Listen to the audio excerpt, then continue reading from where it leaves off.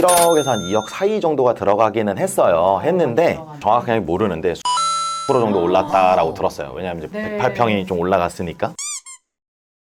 네, 안녕하세요. 위파인드 정유주입니다. 오늘은 건물 매입하기 전에 꼭 알아야 될 체크 사항들을 최동희 과장님 모시고 들어보는 시간을 갖도록 하겠습니다. 네, 안녕하세요. 경동하우징의 최동희 과장입니다. 건물 매입 전에 이 건물을 리모델링 해야 될지 신축해야 될지 궁금해 하시는 분들이 많아서 견해를 말씀 주시면 좋을 것 같아요. 어떤 게 더 유리할까요? 일단은 제가 좀 편하게 딱 두 가지로만 좀 나눠드릴게요. 많은 이자 비용과 투자 비용이 싫다라고 하시는 분들은 리모델링으로 가시면 되고요. 네, 많은 투자 비용이나 시간을 들이더라도 좀 고수익으로 가고 싶다고 하시는 분들은 신축을 추천을 합니다. 근데 이제 두 가지 중에 이제 비교를 굳이 하자면 신축 같은 경우는 지금 현행 법규를 모두 다 지켜야 됩니다. 근데 리모델링 같은 경우는 조금 완화해서 갈 수가 있어요. 쉽게 말해서 신축은 건폐율 용적률을 딱 지켜서 올려야 됩니다. 근데 리모델링 같은 경우는 그때 당시에 법규를 봤기 때문에 지금이랑은 상관없어요. 그렇기 때문에 만약에 내가 매입을 하시려는 건물이 건폐율이나 용적률이 좀 초과되어 있다, 많이 좀 넉넉하게, 그러면 리모델링이 낫습니다. 네, 건축법이 80년대, 90년대보다 엄청 엄격해졌잖아요. 그렇다 보니까 용적률 이득을 봤다 하시면 리모델링을 추천을 드리죠. 맞습니다. 네. 그러면 이제 다가구 주택이나 이런 상가 주택을 수익형 건물로 만들려면 이런 걸 밸류업이라고 하잖아요. 네. 수익형 빌딩으로 만들 수 있는 요인이 있으면 좀 설명해 주시면 좋을 것 같아요.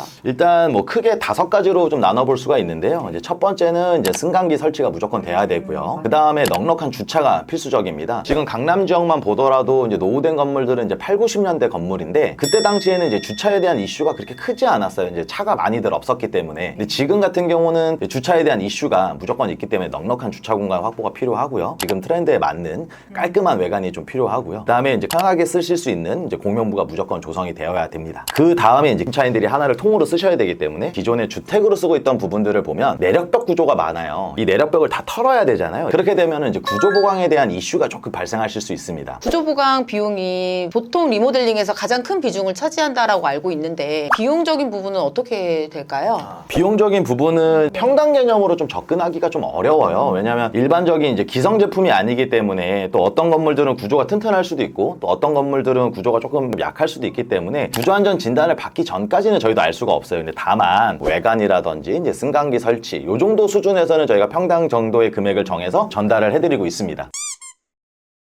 건축적으로 접근할 때 이제 그 많은 건물주분들이 이제 모르시는 게 뭐냐면 지구 단위 계획 구역에 대해서 많이 모르세요. 일단 지구 단위 계획 구역이 뭔지를 일단 살짝 이제 말씀을 드리면 무분별한 개발을 막기 위해서 이제 나라에서 정해놓은 건데요. 저희가 사례를 한번 살짝 말씀을 드릴게요. 지금 여기 종로구 코너에 위치한 빌딩인데 좋아 보이시잖아요, 대로변에. 종로 대로변이면 뭐 네. 무조건 사죠. 근데 지금 이 건물 같은 경우가 지구 단위 계획으로 묶여 있어요. 그러다 보니까 지금 자료에서 보시는 것처럼 내가 구입하시려는 땅은 30평인데 전면 공지해야 되고 건축선 후퇴해야 되다 보니까 실질적으로 쓸 수 있는 평수는 13평이에요. 30평인데 반도 못 쓰는 그쵸. 건가요? 이게 지구 단위 계획으로 공동개발로 묶여있기 때문에 이 건물 혼자는 아무것도 할 수가 없어요. 그냥 요대로 사셔서 요대로 갖고 계시는 방법 말고는 없습니다. 아니면 뒷필지랑 같이 개발을 한다라든지 4개를 다 사셔야 되는데 4개를요? 종로에 4개를 다 사시기엔 쉽지 않잖아요. 근데 이거는 이미 매수를 하시고 나서 아니요, 안 하셨어요.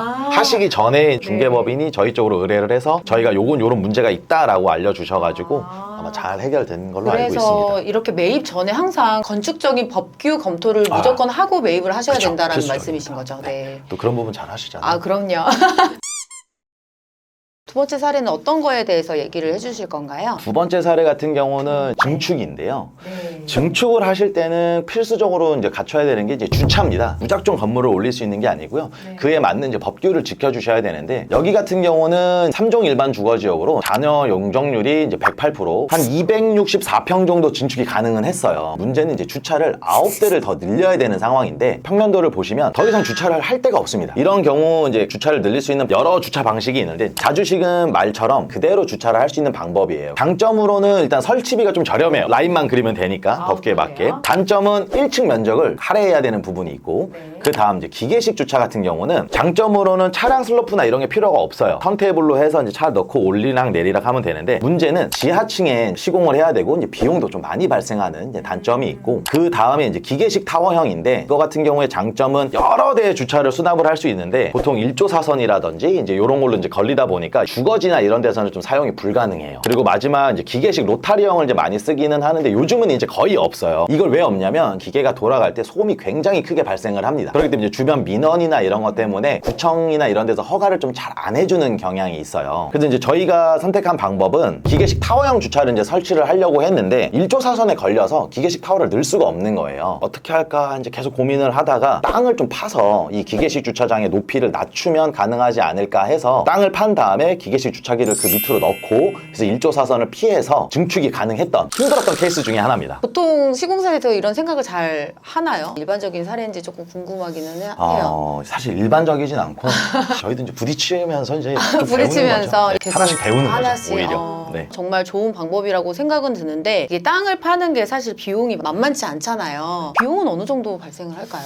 비용 같은 경우는 저희가 정확하게 말씀드리긴 좀 어렵지만 크게 말씀드리면 1억에서 한 2억 사이 정도가 들어가기는 했는데 잘 아실 거예요. 1, 2억 투자하시고 100평 증축하시는 게 낫잖아요. 1, 2억이 나중에 임대 수익으로 더 많이 들어온다라고 하면 진행을 하신다라는 말씀이신 거죠? 맞습니다. 그리고 네. 정확하게 모르는데 한 46% 정도 올랐다라고 들었어요. 왜냐하면 이제 네. 108평이 좀 올라갔으니까.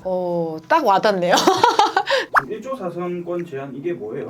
1조 사선권이란 사전적 의미를 얘기하는 건 좀 그렇고 제가 쉽게 풀어서 말씀드리면 내 건물과 옆 건물이 1.5m 이제 간격을 두고 그 다음에 뒤쪽에서도 빛이 들어가야 됩니다. 이게 조금 바뀌었어요. 시행령이. 기존에는 9m였거든요. 근데 지금은 10m로 변경이 됐습니다. 그러니까 10m까지는 1조권을 받지 않아요. 건물로 따지면 3층까지는 보통 1조권을 받지 않고 네. 이제 4층부부터 1조권을 받기 시작을 합니다. 보통 꼬마 빌딩을 지으면 5층에서 6층 정도가 좀 많잖아요. 네네. 그러면은 그 건물들이 좀 영향을 받는 건물들이 많겠네요. 네, 강남의 꼬마 빌딩들 보면 보통은 4층에서 5층 건물들이 많은데 지나다니시면서 보시면 아실 거예요. 4층, 5층이 이렇게 되어 있어요. 그게 다 일조권 사선 제한 때문에 이렇게 건축을 하신 겁니다. 그거는 뭐 어길 수가 없습니다. 무조건 해야 네. 됩니다. 법규라서. 맞습니다.